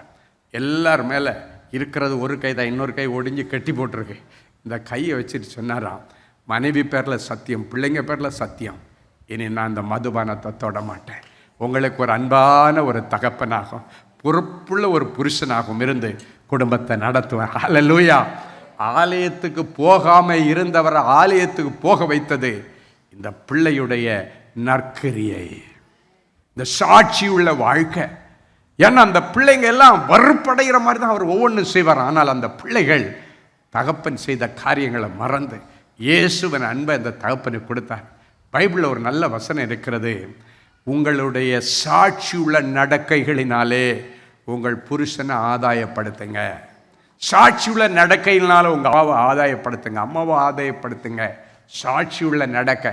இன்னைக்கெல்லாம் பிள்ளைங்க என்ன தெரியுமா, அன்னைக்கு அடித்த இல்லை, நொண்டி நட, இந்த கையால் தானே என்னை அடித்த, கை முறிஞ்சு போச்சு இல்லை, உனக்கு இதுவும் வேணும், இதுக்கு மேலே வேணும், இப்படி இன்னைக்கு சொல்லுகிற பிள்ளைகள் மத்தியில் ஒரு ஆவிக்குரிய மகள், வாலிப பிள்ளை, அடிப்பட்டவ, மிதிப்பட்டவ, தகப்பனுக்கு அந்த அன்பை பரிமாறினாள். அந்த அன்பு அவரிடத்தில் இருந்த எல்லா முரட்டாட்டங்களை மாற்றினது. பயந்து போயிருந்த அந்த குடும்பம் இப்போ சமாதானத்தின் குடும்பமாய் மாறிவிட்டது. ஹல்லேலூயா. என் அன்பு தேவனுடைய பிள்ளைகள், இன்னைக்கு உங்களை பார்த்து ஆண்டவர் சொல்றாரு, குடும்பத்தில் அப்படிப்பட்ட சூழ்நிலையில் யார் இருந்தாலும் சரி, அவர்களை கர்த்தரிடத்தில் ஒப்புவித்து அவர் மேல் நம்பிக்கையா இருங்க, அவரே அவர்களை மாற்றி தருகிறவர். குடும்பத்தில் ஒருவர் ரட்சிக்கப்பட்டா அவங்க மூலமா முழு குடும்பமும் ரட்சிக்கப்படும் என்று ஆண்டவர் சொல்லி இருக்கிறார். அந்த வார்த்தையை எனக்கு நீங்க நம்புங்க. சிலர் சொல்றாங்க, இந்த குடிகார புருஷன் என்னை விட்டு போனா போதும், ஒரு நாளும் சொல்லாதீங்க, ஆண்டவரே இந்த குடிகார புருஷனை நல்ல புருஷனை மாற்றித்தாங்க. ஒரு முறை ஒரு தாயார் சொன்ன காரியம், அடிக்கடி அவங்க புருஷன் வந்து பண்ணுற, இது இன்னொரு சம்பவம் சொல்கிறேன், அடிக்கடி வந்து பண்ணுற கொடுமையினால் மனைவி சொல்லுவாங்களாம், யார் யாருக்கோ சாவுது, உனக்கு சாவு வருது, உனக்கு சாவு வரமாட்டேங்குத, போகிற இடத்துல போய் செத்துப்போன்னு சொல்லி கோவத்தில் திட்டுற அளவுக்கு அந்த குடும்பத்தில் அவருடைய கொடூரம் இருக்குமா? யார் யாருக்கோ சாவு வருது, உனக்கு சாவு வரமாட்டேங்குத, பேசாமல் போகிற இடத்துல செத்துப்பான். ஒரு நாள் அவன் சாராயம் குடிச்சு அந்த சாராயத்தில் விஷச்சாராயம் இருந்ததுனால நிறைய பேர் செத்ததில் இவனும் ஒருத்தன் செத்து போயிட்டான். அதுக்கு பிறகுதான் தெரியுது, குடிகார புருஷனாக இருந்தாலும் புருஷன்ற ஸ்தானம் வீட்டுக்குள்ளே இருக்கும் பொழுது அவளுக்கு பெரிய பாதுகாப்பு இருந்துச்சு. இந்த சகோதரி சொல்கிறாங்க, என் வாயிலிருந்து வந்த வார்த்தை தான் அவரை அழிச்சதோ தெரியலை. இந்த வார்த்தைகளை அடிக்கடி சொல்லுவேன். ஆனால் இப்போ என் புருஷன் இல்லாததுனால நடக்கிற கொடுமைகள் அவர் பண்ணின கொடுமைகளை கூட அதிகமாக இருக்கிறது. அது வரைக்கும் புருஷன் இருக்கும் பொழுது அவன் குடிகார புருஷனாக இருந்தால் கூட ஒரு பையில என் வீட்டுக்குள்ளே வரமாட்டான். கண்டவன் எல்லாம் வீட்டுக்குள்ளே வர்றான். வாலிப பிள்ளைய வச்சுட்டு இருக்க பயமாக இருக்குது. அப்பொழுது அந்த சகோதரி இடத்துல சொன்னேன், இதுக்கு மேலே இப்படிப்பட்ட வார்த்தைகள் நீங்கள் பேசக்கூடாது. இப்போ அவள் அழுகிறாள், புரளுகிறாள். என்ன பண்ண முடியும்? ஒன்றுமே பண்ண முடியலை. இப்போதான் அவளுக்கு தெரியுது, குடிகார புருஷனாக இருந்தாலும் அந்த புருஷன் ஸ்தானம் அந்த வீட்டுக்கு ஒரு பெரிய வேலி. இந்த மகளை நான் தைரியப்படுத்தி உற்சாகப்படுத்தி நான் சொன்னேன், உங்கள் அம்மாவை கூட்டிட்டு வந்து உங்கள் வீட்டில் வச்சுருங்க. அம்மா ஊரில் இருக்காங்க, இல்லை உங்கள் அம்மாவை வீட்டில் வைங்க. ஒரு ரூபாயிலும் வரமாட்டான். தேவனுடைய ஆலோசனை. நேரம் ஃபோன் பண்ண, அம்மா எனக்கு இப்படிப்பட்ட பிரச்சனைகள் இருக்கிறது. அப்பொழுது அந்த தாயார் வந்து, அவளுடைய தாயார், வயசான தாயார் வந்து வீட்டுக்குள்ளே வந்துட்டாங்க. எல்லா பிரச்சனைகளுக்கும் முடிவு வந்தது. இன்றைக்கி ஒருவேளை இப்படிப்பட்ட சில பிரச்சனைகள் உங்கள் வாழ்க்கையில் நீங்கள் சந்திச்சுட்டு இருந்தீங்கன்னா இன்றைக்கி உங்கள் குடும்பத்தில் ஒரு சமாதானம். ஆண்டவர் சொல்றார், உலகம் கொடுக்கிற சமாதானத்தை அல்ல, என்னுடைய சமாதானத்தை உங்களுக்கு கொடுக்கிறேன். உங்கள் இருதயம் பயப்படாமலும் கலங்காமலும் இருப்பதாக. முதலாவது, பயப்படாத, கர்த்தர் துணை நிற்கிறார். ரெண்டாவது, பயப்படாத, கர்த்தர் உன் குடும்ப சமாதானத்தை காப்பாற்றுவார். மூன்றாவது, பயப்படாத, கர்த்தர் உன் வேண்டுதலை கேட்டருளினார். எடுத்து வாசிங்க, லூக்கா எழுதின சுவிசேஷம் 1ஆம் அதிகாரம் 12 முதல் 14 வரைக்கும் உள்ள வசனங்கள் எடுத்து வாசிக்கலாமா? சகரியா அவனை கண்டு கலங்கி பயமடைந்தான். தூதன் அவனை நோக்கி சகரியாவே பயப்படாதே, உன் வேண்டுதல் கேட்கப்பட்டது. உன் மனைவியாகிய எலிசபெத்து உனக்கு ஒரு குமாரனை பெறுவாள். அவனுக்கு யோவான் என்று பெயரிடுவாயாக. உனக்கு சந்தோஷமும் மகிழ்ச்சியும் உண்டாகும். அவன் பிறப்பின் நிமித்தம் அநேகர் சந்தோஷப்படுவார்கள். அவன் கலங்கி பயமடைந்த பொழுது அப்படின்னு போட்டிருக்கு. திடீர்னு ஒரு நாள் சகரியா தூபம் காட்டி கொண்டிருக்கும் பொழுது பரலோகத்திலிருந்து ஒரு தேவதூதன் வந்து அவன் பக்கத்தில் நிற்கிறான். நின்ன உடனே இவன் பயந்து போயிட்டான். என் அன்பு தேவனுடைய பிள்ளைகளை யோசித்து பாருங்க, ஒருத்தன் சபையில் சர்ச்சில் நின்று ஆண்டவருக்கு தூபத்தை காட்டி கொண்டிருக்கிறான். சுகந்த நறுமண தூபத்தை ஏறெடுத்து கொண்டிருக்கும் பொழுது திடீர்னு எப்பவுமே இல்லாமல் ஒரு தேவதூதன் திடீர்னு வர்றான். பக்கத்தில் வந்து நின்ன உடனே இவன் கலங்கி பயமடைந்தான். இவனுக்கு பயத்தை பார்த்த உடனே, இப்போ அதான் சொல்லுவாங்க நம்ம ஊரில், அரண்டவன் கண்ணுக்கு இருண்டதெல்லாம் பேய். வந்தது தேவதூதன்க, வந்தது பேய் இல்லை. பேய கரண்டு இவன் கலங்கி பயந்தான்னா பரவாயில்ல, தேவதூதன் வந்திருக்கிறான். சில நேரங்களில் பயத்தோடு நடக்கிறவங்களுக்கு தேவதூதனா பேயான்னு கூட தெரியாது. ஆமென். ஆமாம், அதனால்தான் எப்போவுமே தேவ பிள்ளைகள் பயம் இல்லாமல் தெளிவாக இருக்கணும். அந்த பயத்தில் கலங்கி நிற்கும் பொழுது தேவதூதன் சொல்கிறான், சகரியாவே காம், நீ பயப்படுற அளவுக்கு எல்லாம் ஒன்றும் இல்லை, நான் உனக்கு பரலோகத்திலிருந்து நற்செய்தி கொண்டு வந்திருக்கிறேன். ஹல்லேலூயா. பயப்படாதே, உன் வேண்டுதல் கேட்கப்பட்டது. அப்படின்னா என்ன அர்த்தம்னா, இவன் வயசானது வரைக்கும் இவனுக்கு குழந்தை இல்லாததுனால அவ்வளவுதான், எனக்கு ஒரு சந்ததி கிடைக்காது என்கிற ஒரு விதமான பயம் அவனுக்குள்ள இருந்தது. இன்னைக்கு ஆண்டவர்களை பார்த்து சொல்றாரு, உன் கற்பத்தில் 1000 தடைகள் இருக்கலாம், கற்பத்தில் 1000 பிரச்சனை இருக்கலாம், டாக்டர்ஸ் உனக்கு குழந்தை கிடைக்காதுன்னு சொல்லி இருக்கலாம், அதை நிமித்தம் எனக்கு நீ சந்ததி கிடையாது, சுதந்திரவாளி எனக்கு வராது என்று சொல்லி சில பிள்ளைகள் பயந்து நடுங்கி கொண்டிருக்கிறீர்கள்.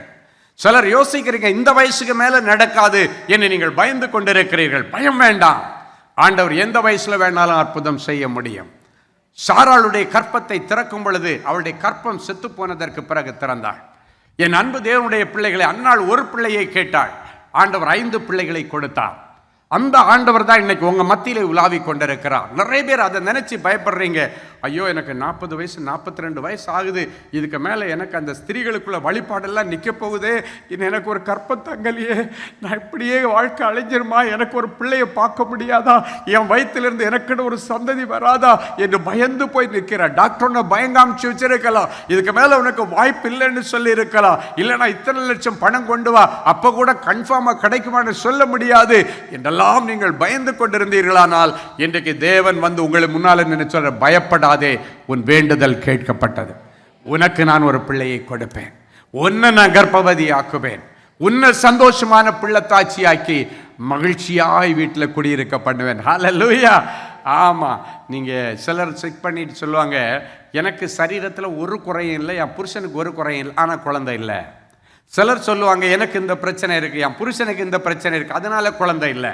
ஆனால் நான் ஒரு பிரச்சனையை இல்லாதவர்களுக்கும் கர்த்தர் கிருபையாய் பிள்ளைகளை கொடுத்திருக்கிறார், முழு பிரச்சனையோடு இருக்கிறவர்களுக்கும் கர்த்தர் பிள்ளையை கொடுத்திருக்கிறார். ஏன்னா இந்த பிள்ளைகள் கர்த்தரால் கொடுக்கப்படுகிற சுதந்திரம், ஆண்டவர் கொடுக்கிற கிஃப்ட். இன்னைக்கு நிறைய பேர் எனக்கு வராதுன்னு பயத்திலேயே நிறைய நாட்கள் நிறைய பிள்ளைகள் தங்களுடைய தாம்பத்திய உறவை கூட இந்த நாட்களில் செய்ய முடியாத அளவுக்கு ஒரு பயத்தின் ஆவி உங்களிடத்தில் இருக்கலாம். இந்த பயம் இருந்ததுன்னா உங்க சரீரம் கூட உங்களுக்கு ஒத்துழைப்பு கொடுக்காது. பயம் பயம் பயம் பதட்டத்தில் எந்த ஒரு காரியத்தையும் செய்யாதிருங்கள். நீங்கள் அமைதியாக இருங்க, அமைதியாக இருந்து காரியங்களை செய்யுங்க. ஆண்டவரை நம்பி இயல்பாக உங்கள் குடும்ப வாழ்க்கையை நடத்துங்க. கர்த்தர் கொடுக்க வேண்டிய நேரத்தில் கொடுப்பார். சிலருக்கு கால தாமதமாகும், ஆனாலும் காத்திரு, நிச்சயமாய் வரும், இனி தாமதிக்காமல் வரும் என்று கர்த்தர் சொல்லுகிறார். நிறைய பிள்ளைங்க இந்த இடத்துல இந்த குழந்தை பாக்கியம் இல்லாததுனால கண்ணீரோட வந்திருக்கிறீங்க, பயத்தோட வந்திருக்கிறீங்க. டாக்டர் இப்படி சொல்லிட்டாரு, அப்படி சொல்லிட்டாரு, இதுக்கு மேலே எனக்கு கிடைக்காது. அன்னைக்கு பாருங்க, சகரியா எலிசபெத் வயது முதிர்ந்தவர்கள் என்று வேதத்தில் சொல்லப்படும், வயது சென்றவர்கள் என்று போடப்பட்டிருக்கு, இருவரும் வயது சென்றவர்கள். ஆனால் ஆண்டவர் வந்து சொல்றாரு, சகரியாவை பயப்படாத, உன் வேண்டுதல் கேட்கப்பட்டது. என்னையோ ஒரு நாள் நீ வேண்டுதல் பண்ணினிய, அந்த வேண்டுதலின்படி உன் மனைவியாகி எலிசபெத் உனக்கு ஒரு குமாரனை பெறுவாள், அவனுக்கு யோவான் என்று பெயரிட வேண்டும். அவன் நிமித்தம் எல்லாருக்கும் மகிழ்ச்சி சந்தோஷம் உண்டாகும். உனக்கு உன் குடும்பத்திற்கு மட்டுமல்ல, எல்லாருக்கும் மகிழ்ச்சி உண்டாகும், சந்தோஷம் உண்டாகும் என்று வேதம் சொல்கிறது. அதை ஆண்டவர் நிரூபித்தார், செய்து காட்டினார். இன்றைக்கு கற்பத்தின் கனிக்காக ஏங்கி வந்திருக்கிற தேவனுடைய பிள்ளையே, உன்னுடைய ஃபைல் எல்லாம் தூக்கி அப்படி ஓரம் கட்டிட்டு ஆண்டவரை பிடிச்சிக்கோ. வேதத்தை எடுத்து மார்பிலை சாய்த்து, ஆண்டவரே, இதில் இருக்கிற வாக்குத்தத்தங்கள் எனக்குரியது என்று நான் எடுத்துக்கொள்ளுகிறேன், என்னை கர்ப்பவதி ஆக்கும், என்னை பிள்ளைத்தாச்சி ஆக்குங்க ஆண்டவரே. ரொம்ப ஏங்கி வந்திருக்கிறேன். ஆண்டவரிடத்தில் சொல்லுங்க, கர்த்தர் அடைக்கப்பட்ட கற்பத்தை திறப்பார், கற்பத்தில் இருக்கிற எல்லா வியாதிகளை மாற்றுவார். உங்கள் கற்பத்தில் இருக்கிற எப்பேற்பட்ட கொள்ளை நோயாக இருந்தாலும் இன்றைக்கு அந்த கொள்ளை நோய்கள் எல்லாம் மாற்றி உனக்கு அருமையான ஒரு பிள்ளை செல்வத்தை தருவார். ஹல்லேலூயா. ஒரு முறை ஒரு வாலிப பிள்ளைக்கு கார்டு கொடுக்கறதுக்கு, கல்யாணத்துக்கு கார்டு கொடுக்க அம்மாவும் மகளும் வந்திருந்தாங்க. அம்மாவுடைய முகம் ரொம்ப ஹாப்பியாக இருந்தா. ஆனால் அந்த மகளுடைய ஃபேஸ் பார்த்தீங்கன்னா இருண்டு போயிருக்கு. அவளுக்கு ஒரு கல்யாணன்ற அந்த சந்தோஷம் இல்லை. மணப்பண்ணு வந்திருக்கிறாங்க, கார்டு கொடுக்க வந்திருக்கிறாங்க, நிறைய பொருளெல்லாம் வாங்கிட்டு வந்திருக்காங்க. எனக்கு ஸ்வீட்டு, எனக்கு ட்ரெஸ்ஸு, மனைவி சாரி எல்லாம் எடுத்துகிட்டு வந்திருக்கிறாங்க. அந்த தாயினுடைய இருதயத்தில், எங்கள் குடும்பத்தில் என் வாலிப பிள்ளை கல்யாணம் நடக்க போது சந்தோஷம். ஆனால் அந்த மகளுடைய மனசில் ஒரு சந்தோஷம் இல்லை, முகம் எல்லாம் இருண்டு போயிருக்கு. நான் சொன்னேன், மகளே, உனக்கு தானே கல்யாணம், அக்கா தங்கச்சிக்கெல்லாம் கிடையாது, உனக்கு தானே? ஆமாம், எனக்கு தான். ஏன் உன்னுடைய முகம் வாடி போயிருக்காது? அது நான் கேட்ட கேள்வி அல்ல, அவளை சிருஷ்டித்த ஆண்டவர், அவளுடைய இருதயத்தின் பாரங்களை அறிந்த ஆண்டவர். இல்லை, எனக்கு மேரேஜ்னாலே பயமாக இருக்குது அப்படின்னா. அதனால் மேரேஜுக்கு பயப்படுறதுக்கு என்ன மகளே இருக்குது? இல்லை, ஒரு மேரேஜ் பண்ணி போக வேண்டிய பெண்ணுக்கு இருக்க வேண்டிய தகுதி ஒன்றுமே எனக்கு இல்லை. இதை கேட்குறவங்க இந்த பிள்ளையை தப்பாக நினைப்பாங்க. ஆனால் நான் தப்பாக நினைக்கல. ஏன்னா இவன் நல்ல பிள்ளை, ஒரு ஆவிக்குரிய பிள்ளைன்னு என்னுடைய உணர்கிறேன். நான் சொல்கிறேன், நீ சொல்கிற வார்த்தை வித்தியாசமாக வேறு ஏதாவது எடுத்துக்கோங்க மகளே. ஆனால் நீ ஆண்டவருக்கு பயப்படுற பிள்ளை, நீ தப்பான பிள்ளை இல்லைன்றது எனக்கு தெரிகிறது. மடமடமடன்னு அழ ஆரம்பித்தான். ஆமாங்கள். அப்புறம் என்ன உனக்கு தகுதி இல்லை அப்படின்னு அவள் சொல்கிறா. எனக்கு தைராய்டு உச்சக்கட்டத்தில் இருக்குது, ஃபெலபியன் டியூப் 2 அடைச்சிருக்கு, பீரியட்ஸ் அந்த ஸ்திரீகளுக்குரிய வழிபாடு மாத்திரை போட்டால் தான் வரும், இல்லைன்னா வராது, வந்தால் நிற்காது, அது ஸ்டாப் ஆகிறதுக்கு மாத்திரை போடணும். இத்தனை குறைபாடுகள் என்னுடைய சரீரத்தில் இருக்குது. தைராய்டு பிரச்சனை, அந்த தீராத உதிரப்போக்கு எல்லாம், இதெல்லாம் ஒரு மணப்பெண்ணுக்கு இருக்க வேண்டிய தகுதிகள். அந்த தகுதி எதுவுமே இல்லை. இதை மீறி நான் போனேன்னா எனக்கு பயமாக இருக்குது. சீக்கு அவ சொன்ன வார்த்தையை அப்படியே சொல்கிறேன். சீக்கு பிடிச்ச பிள்ளை என் தலையில் கட்டிட்டாங்கன்னு எங்கள் அம்மாவை தப்பாக பேசிடுவாங்க, எங்கள் அப்பாவை தப்பாக பேசிடுவாங்க. என்ன ஏதாவது பேசினா பரவாயில்ல, எனக்காக ஆயுசு முழுக்க தியாகம் பண்ணினேன். எங்கள் அப்பா அம்மாவை தப்பாக பேசிடுவாங்க. சீக்கு பிடிச்ச பொண்ணை என் தலையில் கட்டி வச்சுட்டாங்கன்னு சொல்லுவாங்க. நான் சொன்னேன், சீக்கு பிடிச்ச பொண்ணெல்லாம் நீ கிடையாது. இப்போ எல்லாம் நிறைய பிள்ளைகளுக்கு அந்த பிரச்சனை இருக்குது மகளே. அந்த பிசிஓடி பிசிஓசி பிரச்சனை, அது இது, அந்த கட்டி இந்த கட்டி, ஃபைப்ராய்டு, என்னென்னமோ இருக்குது மகளே. யாருக்கும் இல்லாத உனக்கு இருக்குன்னு நீ நினச்சிட்டு இருக்கிற. இங்கே டெய்லி காலையிலேருந்து எவ்வளோ பிள்ளைங்க வந்து ஜெபம் பண்ணிட்டு போகிறாங்க. ஆண்டவர் அற்புதம் செய்கிறாரு. இந்த கற்பத்தின் கனி உன் கற்பம் அடைக்கப்பட்டிருக்கிறதா, அதில் இல்லைன்னாச்சுன்னா பிளாக் இருக்குதா, அதை பொறுத்து இல்லை, ஆண்டவர் மேலே நீ வச்சிருக்கிற அன்பை பொறுத்து இருக்குது. கர்த்தர் தமக்கு பிரியமான பிள்ளைகளுக்கு நன்மையை வழங்காதிரார் அப்படின்னு போடப்பட்டிருக்கு. நன்மையை வழங்காதிரார் அப்படின்னா கண்டிப்பாக செய்வார். இன்னொரு வசனம் சொல்லுகிறது பிள்ளைகள் கர்த்தரால் கொடுக்கப்படுகிற சுதந்திரம். இன்னொரு வசனம் சொல்கிறது பரலோகத்தின் திரவியம். இன்னைக்கு ஆண்டவர் சொல்றாரு, பரலோகத்தின் திரவியம் உன்னுடைய கற்பத்தில் வந்து உட்காரும். நீ புத்திர பாக்கியத்தினால திருப்தி அடையவாது மட்டும் இல்லை, எப்போ உன் சரீரத்தை குறித்து நீ பயந்து வந்திருக்கிறியோ, இன்றைக்கு இதோ சகலத்தையும் புதிதாக்குகிறவர் உன்னுடைய யூட்ரஸை புதுசாக மாற்றிட்டார். உன்னுடைய தைராய்டு சுரப்பிகளை எல்லாம் ஆண்டவர் புதுசாக மாற்றி உன்னை மனவரைக்கு அழைத்து செல்வதற்கு ஆயத்தப்படுத்தி உன்னை கூட்டிட்டு போகிறாரு. நிவேதனை நீங்கி சுகமாக இருப்பாய். ஹல்லேலூயா. என்ன நடந்துச்சுன்னா, லைஃப்லேயே கிட்டத்தட்ட 15 வருஷத்துக்கு பிறகு மாத்திரை போடாமல் அன்னைக்கு ஜெபித்ததற்கு பிறகு 3வது நாள் அவளுக்கு ஸ்திரீகளுக்குரிய வழிபாடு வந்தது. ஆமென். அப்போ தான் அவள் விசுவாசத்தோட மெயில் அனுப்பியிருந்தா, ஐயா என் லைஃப்பில் 15 வருஷத்துக்கு பிறகு மாத்திரை போடாமல் எனக்கு அந்த காரியம் நடந்தது, அதனால் நான் விசுவாசிக்கிறேன், கர்த்தர் என்னோடு கூட இருந்து என் பெயரை பெருமைப்படுத்துவார். நான் சொல்லி அனுப்பினேன் என்ன தெரியுமா, கல்யாணம் ஆகி அதே மாதத்தில் நீ கன்சீவ் ஆவ, இது ஆண்டவர் உனக்கு கொடுக்குற வார்த்தை, நீ போ மகளே. முகத்தில் ஒரு பெரிய சந்தோஷம்.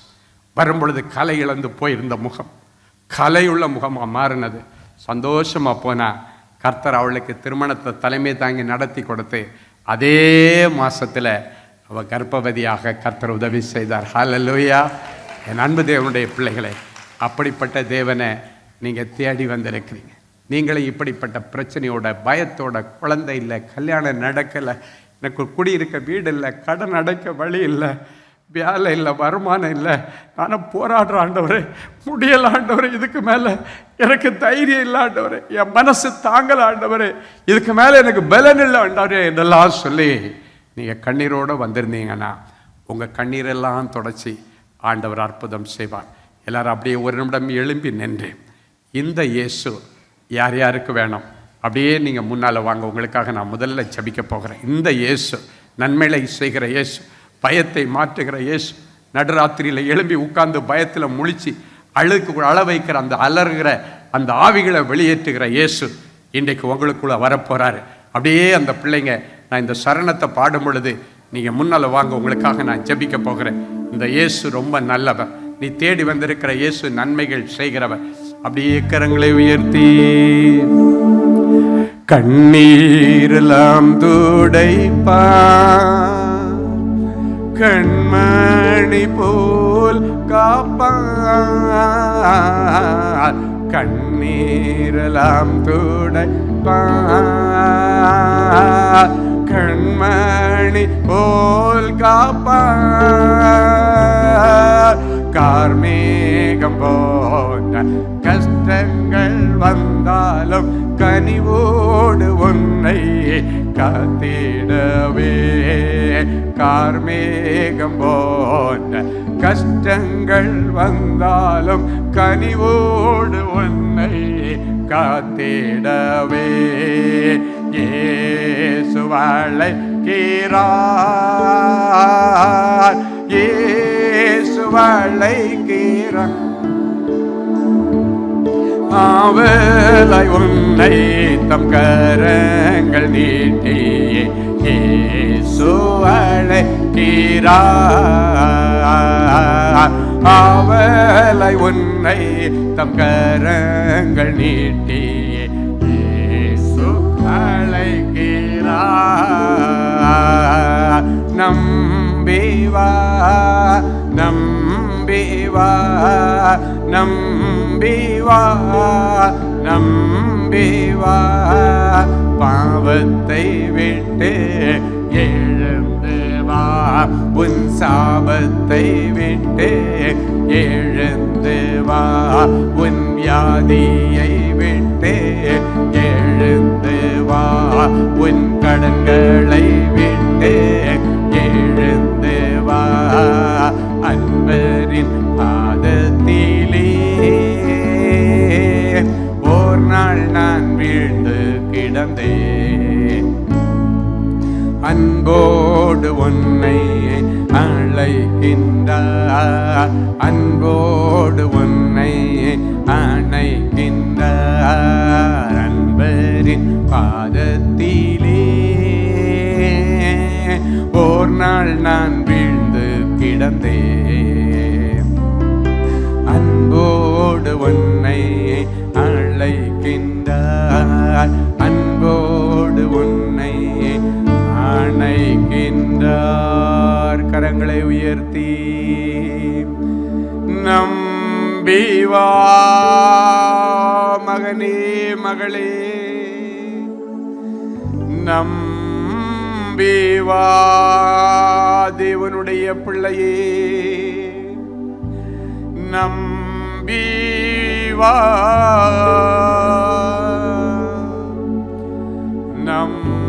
நம்பிவா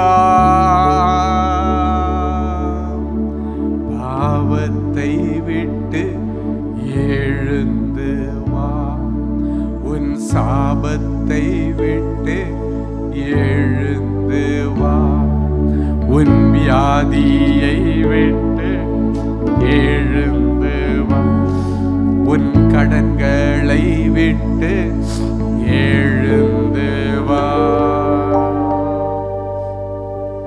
அன்பு சகோதரனே சகோதரி, இன்றைக்கு நீ தானாக இந்த இடத்துல வர என் இயேசு உன்னை அழைத்துக் கொண்டு வந்திருக்கிற.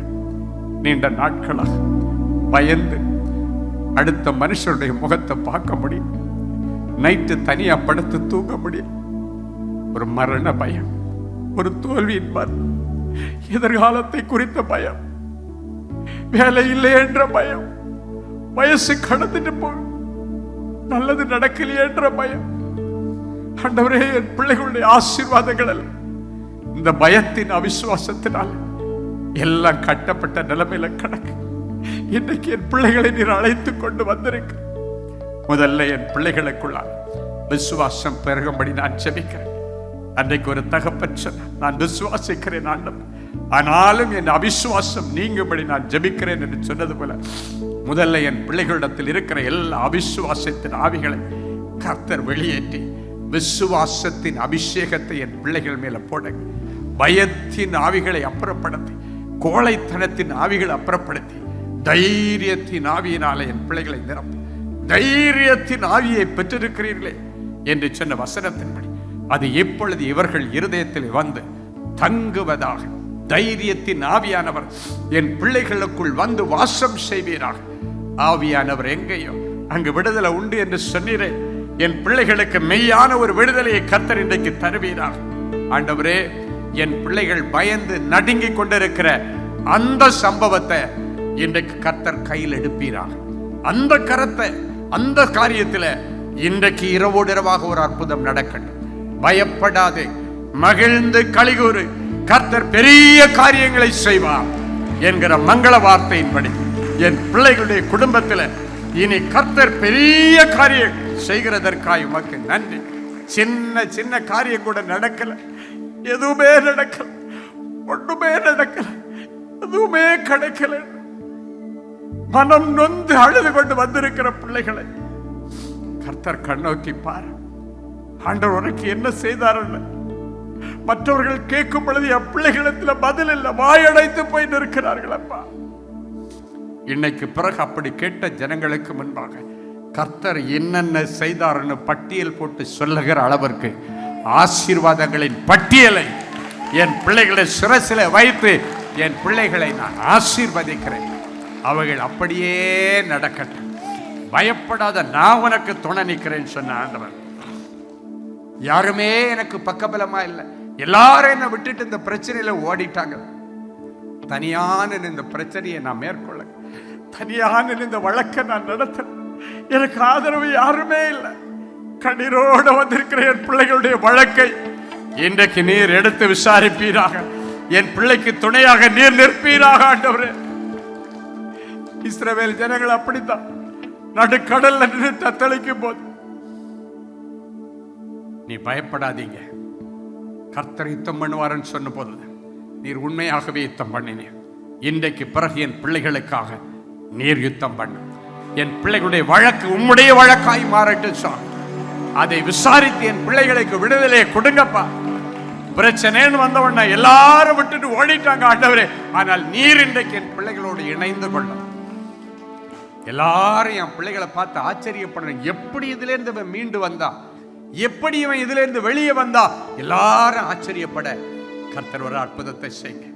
படிக்கிற பிள்ளைங்க நிக்கிறாங்கப்பா, பயத்தினால என் பிள்ளைகளால பெர்ஃபார்ம் பண்ண முடியலப்பா, நல்லா எக்ஸாம் எழுத முடியலப்பா, பயத்துல இன்டர்வியூ சரியா பெர்ஃபார்ம் பண்ண முடியலப்பா. தைரியத்தின் ஆவியானவரே, இங்க நிற்கிற ஒவ்வொரு வாலிப பிள்ளைகளுக்கும் ஒரு பிரகாசமான எதிர்காலத்தை கொடுக்கும்படி தைரியத்தின் ஆவியானவர் என் பிள்ளைகளுக்குள்ள இருந்து, இனி இவர்களுக்குள் இருந்து நீரே இவர்களை நடத்தும்.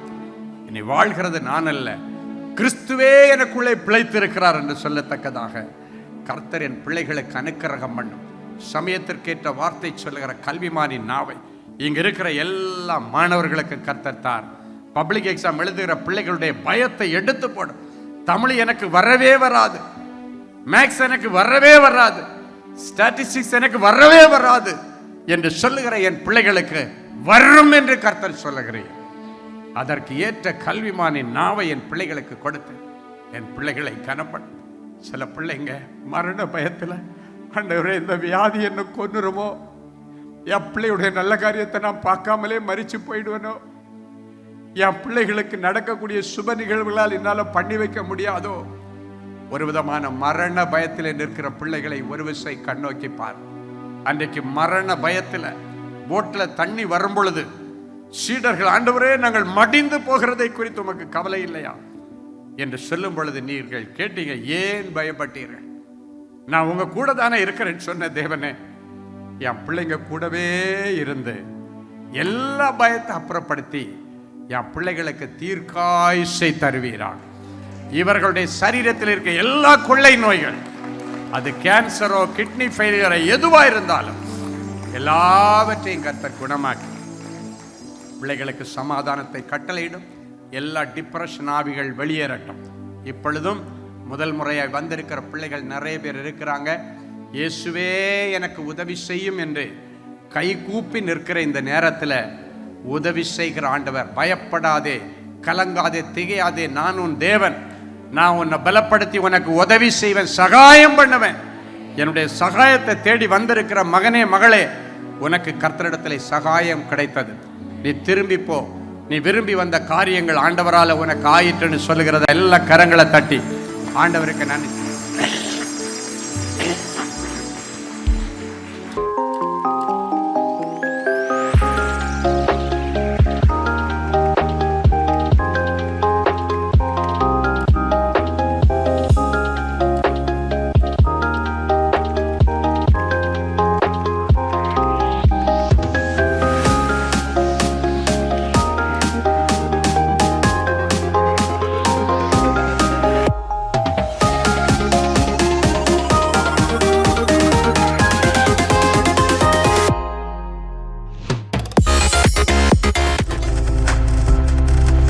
நீங்கள் பார்த்துக் கொண்டிருப்பது உங்கள் ஜாய் டிவி. உங்கள் துக்கம் சந்தோஷமாய் மாறும்.